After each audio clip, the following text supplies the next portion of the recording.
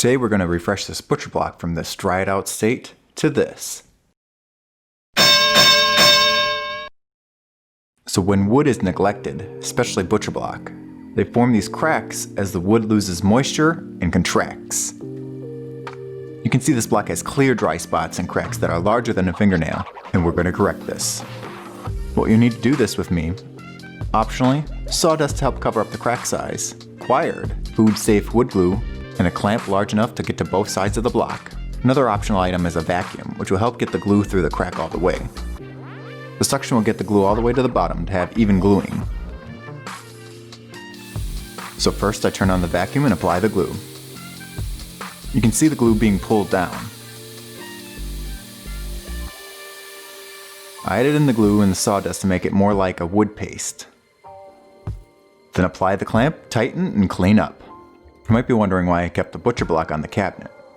And that was to eliminate the risk of the dowels that hold the top of the cabinet not losing alignment. Here's the other side to show how the clamp works.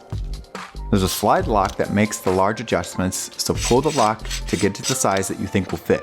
Adjust till it's sitting in the right spot and use the twisting micro adjustments to add tension.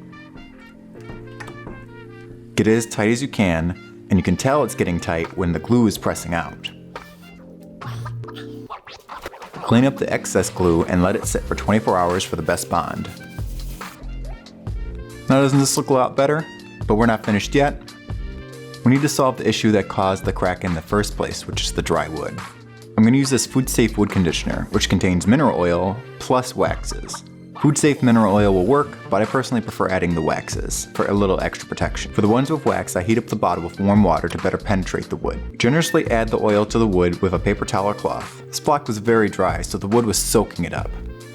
I also did 2 additional coats after waiting 20 minutes between coats to season the wood, wiping off any residue. I oiled it till it's fully saturated, as you can see via the light. After this, slight oiling is all it takes to maintain. I also oiled the other side off camera. Just look at the difference the oil made. No dry spots, and the wood bringing out its natural beauty. If you haven't already, please like, comment, and subscribe, and let me know what other things you'd like to see.